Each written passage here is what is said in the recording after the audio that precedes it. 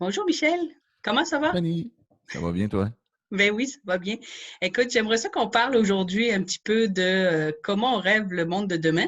Mais dans un premier temps, j'aimerais que tu te présentes pour savoir, t'es qui toi? Avant qu'on échange sur comment a été ta période de COVID et Ben, après, comment on rêve demain. salut l'auditoire de Fanny. Bienvenue dans ce podcast. Mon nom est Michel Tremblay. Je suis originalement du Lac-Saint-Jean, mais j'habite Montréal maintenant. J'ai une petite agence de marketing qui fait du marketing web pour des gens qui ont des commerces en ligne, donc des gens qui vendent des formations ou qui vendent des produits au détail. On a eu dans le COVID que c'était très populaire en ligne, donc les derniers mois ont été très bons. Puis c'est une agence un peu en solo. J'ai une employée que je gère et des équipes que je fais en freelance. Donc, c'est un one-man show avec un peu d'aide autour. Et puis, je te parlerai plus tard qu'est-ce que je fais exactement comme marketing. Mais vu que ce n'est pas le point de notre discussion, je vais garder ça simple. Non, donc toi, la période de confinement, tes affaires ont fait comme ça. Comme ça, comme ça, comme ça. Ah oui. Oui, ben, en fait, pour le confinement est un peu à double tranchant pour beaucoup d'industries, hein. Donc, les industries de production qui avaient des grosses équipes sur les terrains ont été coupées de beaucoup. Mais nous, dans le monde du marketing, on dépend du en ligne. Donc, en fait, travailler dans un bureau à la maison, notre clientèle continue à vendre. Elle doit vendre en ligne. Et puis, la popularité des produits en ligne, que ce soit les formations, on a vu ça en grosse croissance depuis 2 mois, ou les produits de e-commerce, que les gens vendent des bijoux, ils vendent, j'ai un client qui vend du liquide à laver ses mains. Donc, il y a Mhm. eu beaucoup de nouvelles entreprises qui sont lancées en ligne durant le COVID. Donc, effectivement, ça a été, euh, ça a été comme ça. Mais ça, c'est une des réalités seulement, le chiffre d'affaires, parce que le COVID et la période de confinement a été plusieurs choses différentes, évidemment, au niveau personnel, entreprise, social, comme bien des gens l'ont vécu. Donc, je t'en compte davantage par Ben la oui, suite. comment ça, comment as-tu vécu cette période de confinement, toi? Ben, moi, je considère qu'une crise ou un accident, ou comme on dit, on ressort de ses cendres. Fait que pour moi, je vois toujours ça comme des occasions de grandir. Évidemment, c'est pas nécessairement facile à chaque fois parce qu'on fait face à un mur qui est nouveau. Dans le cas du COVID, une nouveauté complète, d'être dans l'isolement constant, de voir des gens dans le virtuel. Mais on sait que les discussions Zoom comme celle-ci ne sont pas aussi bonnes que des discussions en réel. Comme on a pu prendre une marche à 2 mètres il y a quelques temps, c'est beaucoup plus plaisant que de se parler toujours par Zoom. Mais bon, Oui. donc ce monde virtuel-là, qu'on a tous vécu, a ses limites un peu. Puis, je pense que ça nous amène tous, selon notre situation. Moi, dans mon cas, je suis célibataire sans enfant. Donc, mon sous-sol d'appartement a été ma relation privilégiée, moi avec moi-même. Et puis, je crois néanmoins que même si j'ai eu parfois comme on pourrait dire, des murs que je me suis tapé, parce que je crois que qu'on soit en couple avec des enfants, il y a des moments que cette isolation-là nous fait monter le toupette, puis nous passe un peu trop d'énergie à gérer. Donc, il y a eu un côté du COVID qui a été un défi personnel, mais moi, je trouve que quand on fait face à soi-même, puis à ses propres défis, puis on est ouvert à sortir de sa zone de confort, parce qu'en fait, c'est un peu ça le COVID. Mhm. C'est une zone de confort qu'on avait, boulot, travail, dodo, routine, juste assez pour oublier qu'il y a des choses fondamentales qui nous tiennent en vie, comme dans ce cas-ci, c'était l'absence de maladie, donc ou de virus. Donc, ça nous amène dans une situation où il y a une nouvelle situation qui nous sort littéralement de notre zone de confort. Puis moi, je considère, je suis peut-être dans les chanceux aussi, d'avoir commencé le COVID avec une vision très ouverte et très prêt à changer des choses. Je disais à un client récemment que je ne me serais même pas embauché moi-même avant le COVID, tellement qu'il y a eu croissance personnelle, il y a eu croissance au niveau économique et entreprise, il y a eu croissance psychologique. Donc, ça n'a pas été un coup nul à chaque fois parce que j'ai eu des journées qui ont été très difficiles dans l'ajustement. Mais je crois que cette invitation-là à sortir de sa zone de confort que le COVID nous a amené, quand on sort de sa zone de confort, on découvre des nouvelles choses. Puis souvent, on découvre aussi pourquoi on faisait certaines choses d'une manière pas optimale auparavant, mais c'était comme caché par le fait qu'on était très occupé. Donc là, Donc, ça veut étant dire que toi, tu avais déjà une ouverture, tu as accepté la situation, puis tu t'es dit, OK, ma zone de confort, elle est plus là, j'accepte, j'accueille ça, exactement. puis j'essaye de faire en sorte d'ouvrir, de voir qu'est-ce qui se passe. Ouais, je pense que tu l'as dit, le mot accueil, c'est euh, c'est le mot, je pense, qu'il faut avoir dans des cas comme ça. S'il y a d'autres vagues et des personnes t'écoutent, Si un mot-clé à retenir, c'est bien le côté accueil, parce qu'on n'a pas le contrôle. Quand on accueille quelqu'un à la maison, mettons, on accueille des gens dans une période qu'on peut, ils viennent avec leur personne, mais aussi avec des discours, avec des histoires. On n'a pas nécessairement le contrôle sur ce qui va se passer dans la soirée. L'accueil, c'est un peu ça. Dans le cas du COVID, c'est d'accueillir qu'est-ce qui allait se passer, mais décider dès le départ que le contrôle, on allait le perdre. Il y a beaucoup de gens qui ont fait j'ai pas le contrôle, je veux être libre, laissez-moi sortir. Je trouve que ça, dans ce discours extrémiste-là, c'est pas nécessairement opportun. Mais au niveau de perdre le contrôle en termes des repères quotidiens, une banalité que je trouve, récemment, j'ai recommencé à faire des week-ends off. J'avais perdu le rite de passage du vendredi, tu sais, quand on arrive à 5 heures, puis à 5h01, c'est fini. Des rites de passage comme ça, des activités quotidiennes qu'on faisait, des choses qui faisaient que notre cerveau savait qu'il y avait une récompense par la fin qui allait venir. Ça a comme disparu, mais en étant ouvert et en accueillant la situation, moi, en tout cas, personnellement, et des gens qui m'entourent, ça nous a beaucoup aidé à juste faire OK, c'est comme ça. Qu'est-ce qu'on peut faire? Et être ouvert à ce qu'une fois qu'on règle le problème ou la situation, qu'on optimise quelque chose. Moi, dans mon cas, j'ai pas d'enfant, j'ai pas de copine, mais personnellement, j'ai eu à optimiser mes propres occupations au quotidien entre le travail sur cette table de travail-ci, mon bureau, mon lit qui est à côté, donc le même environnement. Il y a eu une journée que j'ai eu à faire, bon, maintenant, je vais diviser mes actions quotidiennes parce que je suis dans le même contexte. Parce qu'à la longue, ça me fatiguait beaucoup, tu sais. Donc là, tu as comme repris un peu le contrôle sur ton horaire. En fait, j'ai Une repris le sensation contrôle. de contrôle. Ouais, je crois que ceux qui, dans le COVID, ont réussi à bien s'en sortir, c'est qu'ils ont repris le contrôle, perdu le contrôle, repris le contrôle, perdu le contrôle, OK. repris le contrôle. Donc, parce que vu que c'est une période prolongée, on s'ajuste, on sort de notre zone de confort, on en reprend un certain confort parce que, dans le fond, on a repris une certaine phase de contrôle, mais comme les choses sont constamment nouvelles, là, c'est l'ouverture des boutiques, il y a un bout de temps, c'était la question des masques, là, 2 mètres et tout ça. Il y a des choses nouvelles et pareil, parce qu'en même temps, on reste confiné. Donc, cette permanence-là de l'isolation fait que chaque victoire, dans quelques jours, devient une semi-défaite parce qu'il faut s'ajuster à nouveau. Donc, comme une vague constante d'ajustement. Puis c'est selon moi la manière de bien s'en sortir et de prendre ça avec un peu d'humour aussi, tu sais, parce que dans le fond, une journée, ça va bien, l'autre journée, ça va moins bien.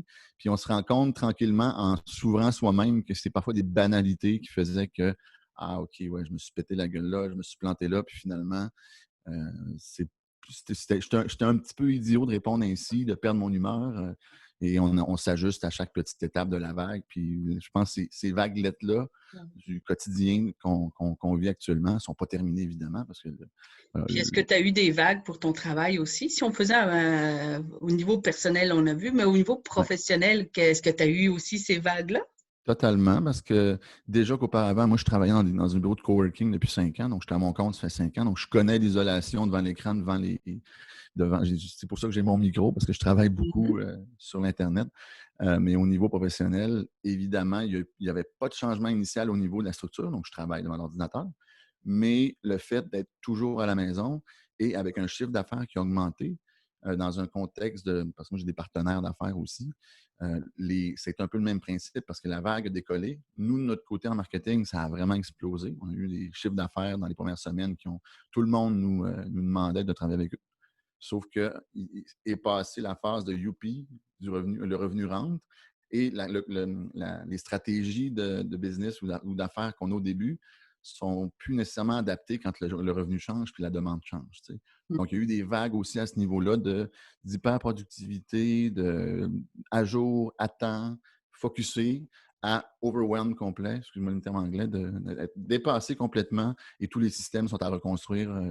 Tous les systèmes, certains systèmes sont à reconstruire parce que il y a de la nouveauté là-dedans, évidemment. Puis ça, c'est hors COVID parce que dans n'importe quel contexte, je crois que si on se développe, que ce soit personnellement ou en termes d'affaires ou en termes comme employé ou comme parent, comme directeur d'une entreprise, quand on se développe, il y a toujours cette phase-là de les choses s'améliorent, il y a de plus en plus de nouveautés, tout d'un coup, le système qu'on a, il ne répond plus à la demande. Donc là, il faut passer en mode reconstruire un peu.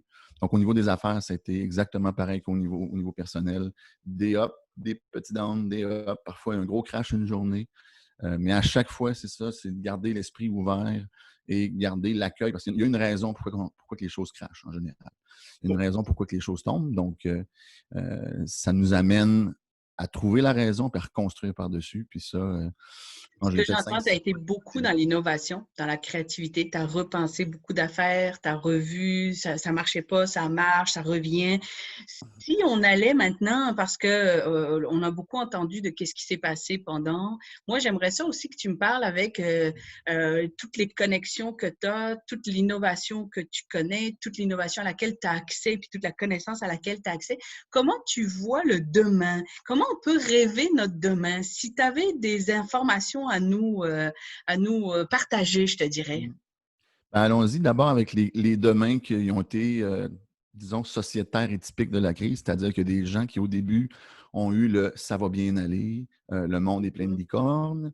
Et après quelques semaines, on a vu aussi sur les réseaux sociaux la paranoïa, le gouvernement nous contrôle, l'OMS, si, c'est dangereux, notre liberté. Donc, il y a eu même manière le lendemain a eu plusieurs lendemains dans le Mhm. cadre, durant la période définie qu'on a jusqu'à date du confinement. Tu sais. Maintenant qu'on se déconfine, il y a des règles à ça, qu'on ne sera pas 45 dans un bureau demain pour négocier un deal d'affaires ou une rencontre de réseautage à 50. Il y a des choses qui continuent au niveau de l'isolement. Puis pour moi, j'en parlais récemment avec un ami qui a un chalet. Tu sais. Le chalet a un lien dans l'histoire. Pour moi, le demain, c'est vu qu'on est encore dans un contexte de nouveauté et aussi d'absence, nouveauté comme on ne sait pas ce qui se passe exactement en termes de est-ce qu'on va se reconfiner, est-ce que les restaurants de mon quartier qui vont ouvrir bientôt vont refermer parce que les propriétaires pourraient décider que c'est pas bon pour eux autres d'avoir tant de clientèle. Donc, il y a plein de nouveautés. Mais il y a une Ouais. chose qui continue, c'est cette absence-là. Mais l'absence, pour moi, est positive parce que si je regarde l'été à venir au niveau personnel et au niveau affaires, je me dis que contrairement à la course, comme chaque été, on court comme des fous en général, entre les vacances, entre les enfants, entre le travail, entre ci, entre ça. Donc là, je trouve que le demain, c'est une invitation à la lenteur, au nombre faible de contacts, mais de qualité. Moi, au niveau des affaires, j'ai quelques partenaires, mais on est tous très, très fidèles. Donc, on est vraiment dans le même bateau pour ce domaine-là. Puis, il y a un niveau de collaboration assez intime, justement parce que Donc, on va travailler la proximité, on va être plus proximité. intime, il y aura moins de monde, puis on va prendre la lenteur, elle est dans quel sens? Parce que là, tu parlais de lenteur, mais c'est dans Ouais. quel sens la lenteur? Ben, la lenteur, c'est, mettons, tous les organismes, en général, sont très rapides à connecter. En dedans de nous, ça bouge à des millions de Mhm. kilomètres à l'heure, les cellules, les atomes et tout ça. Donc, d'un point de vue relationnel, de passer un été environ avec 10-15 personnes, parce que dans le fond, pour se déconfiner tranquillement, on n'ira pas faire des câlins à tout le monde. Moi, c'est ma vision des choses, mais en même temps, il faut marcher vers l'extérieur, vers le virus, la maladie, pour tranquillement l'abattre. Donc, moi, ma logique dans ma tête, c'est 10-15 personnes durant l'été, mais la lenteur est dans le nombre et les répétitions de relations. En ce sens que tu vois une personne, un ami, au lieu de le perdre durant l'été parce qu'il y a 40 millions d'opportunités de le voir, ces mêmes amis-là vont être vus de manière répétitive, plus profonde, des discussions qui se développent et non des relations d'affaires ou amitiés qui sont juste perdues dans le flou parce qu'on est à la course comme tout le monde. Donc, le demain, pour moi, dans sa lenteur, c'est un peu ça. Je trouve que c'est une super invitation à réapprofondir les choses, à reconnecter avec des personnes, faire un choix social au niveau des personnes qu'on veut voir, parce que c'est un peu stratégique, on n'a pas le choix, Ouais. d'aller côtoyer des gens qui seraient en milieu hospitalier actuellement à tous les jours, les deux, un couple qui serait infirmier, docteur. Le choix stratégique serait plus d'aller vers malheureusement, des amis qui ont moins de risques peut-être de contamination. Donc, il y a vraiment ce côté-là de profondeur, de lenteur, puis de choix stratégique aussi. Puis finalement, je pense que les relations humaines vont en prendre un bon, vont en profiter parce que on le voit avec les réseaux sociaux, nos vies depuis qu'on est adulte, c'est la course constante contre la montre. Et là, c'est comme si que la montre vient de partir. Puis, Puis, est-ce on, que tu penses, je me permets de te couper, est-ce que tu penses que, la proximité, la lenteur, le choix stratégique ou autre va être la même chose au niveau travail? Ça, au niveau travail, je pense que c'est une éducation à avoir. Si on prend en termes que, on va prendre le contexte de ce que je connais, ce que nous Mhm. connaissons, des gens qui peuvent encore travailler, mais à distance. Oui. Je crois que les gens qui ont commencé durant le confinement à travailler devant leur écran, en télétravail. Prenons cette catégorie-là, parce que le côté manufacturier, les réalités du 2 mètres dans une entreprise de production qu'il y aurait 1000 employés, je ne connais pas du tout. Mais OK. dans ce monde-ci du télétravail, Ouais. moi, ça fait 5 ans que je découvre des stratégies pour travailler à mon compte. Je crois que 2 mois, c'est le début, c'est cette naissance-là, pour ceux qui ont commencé à travailler à distance, de découvrir les stratégies. Et là, la question, c'est de savoir à quelle étape que les gens sont rendus de se faire bouffer. En fait, littéralement, quand on est devant l'ordinateur, c'est facile de se faire bouffer par le travail et d'oublier les autres priorités. Donc, je pense que c'est la progression quand on travaille dans ce que je connais de travailleurs à distance, télétravail, c'est vraiment de trouver cette vitesse-là. Puis là, je ne sais pas à quel point les gens sont rendus dans leur phase de ralentir aussi, parce que même si on est forcé par le travail, puis c'est facile de perdre son temps devant, pas perdre son temps, mais d'être trop focus devant l'ordinateur, je pense que le demain inclut aussi une adaptation à ce niveau-là. Puis dans mon cas, à moi, avec l'été qui s'en vient, il y a vraiment une religion que j'ai instaurée depuis 2, 3 semaines, parce que moi-même, au début du COVID, c'était 90 heures par semaine et je m'en suis fatigué. J'ai instauré une religion du le jour de vacances, la fin de semaine, au moins le dimanche et le samedi matin, ou en PM. J'essaie de vraiment reculer, prendre un pas derrière et surtout de l'autre côté, planifier d'avance des rencontres amicales ou sociales pour être en mesure de les choisir et non d'arriver, je veux voir du monde, puis t'appelles. C'est un peu ce que je disais dans la lenteur, de faire des choix. Puis je trouve que dans le demain, justement, il y a ça. Puis Très, comment très tu bien. rêves, toi, ton demain, toi? Comment tu Mon, peux de- rêver ton demain, ouais? Moi, mon demain, je pense que je l'ai bien dit, genre, je vois une super belle opportunité pour être avec des gens que j'aime de manière répétitive, d'être avec les 10, 15 même les prochaines semaines au niveau de mon domaine d'entreprise, ou travailleur autonome ou télétravail, de continuer à prendre le contrôle sur le fait que c'est un travail, faut quitter la place de temps à autre, se retirer parce qu'il n'y a pas juste le travail dans la vie. Donc, et au niveau amoureux, je suis célibataire, donc qui sait durant l'été, une demoiselle. Mais outre ça, ouais, c'est de même que je le vois. Dans les paramètres que je l'ai dit avant, cette lenteur-là, la reconnexion puis la stratégie aussi derrière. Puis pour moi, ça va être un des plus beaux étés de notre vie, parce que ça va être un été de secondaire 4 ou 3, où ce qu'on avait à cet âge-là environ 10 amis qu'on voyait durant l'été. Puis on passait beaucoup de temps avec eux. Puis la répétition, je trouve, est une très bonne chose dans le monde social, de se voir plus souvent.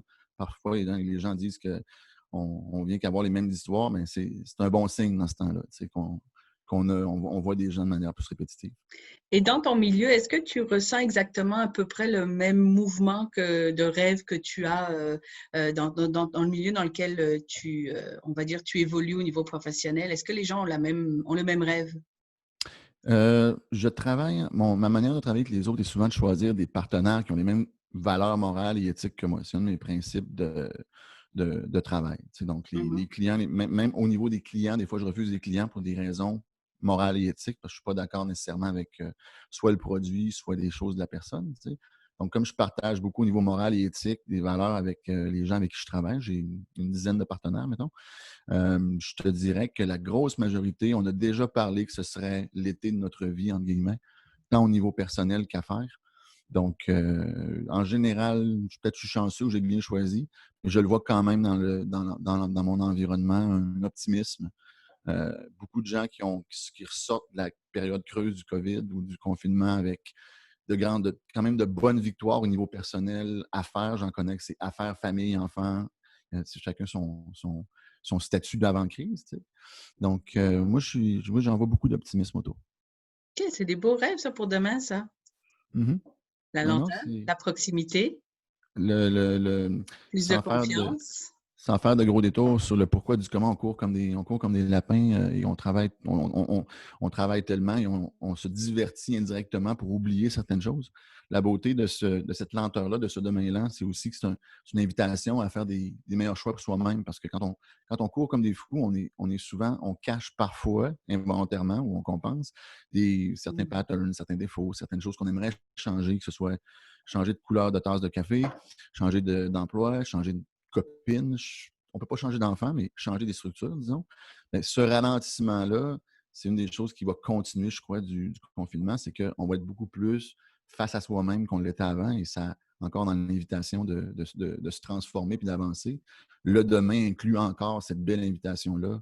Moi, j'adore l'idée qu'on puisse changer, avancer, se développer, finir un jour à ne plus avoir de défauts, disons, ou que tout va bien, ou qu'on a notre vie de rêve, justement. Ça y va par étapes, mais demain inclut tout ça. Donc, je vais résumer. Ce que je retiens de notre discussion, c'est les choix qu'on va faire.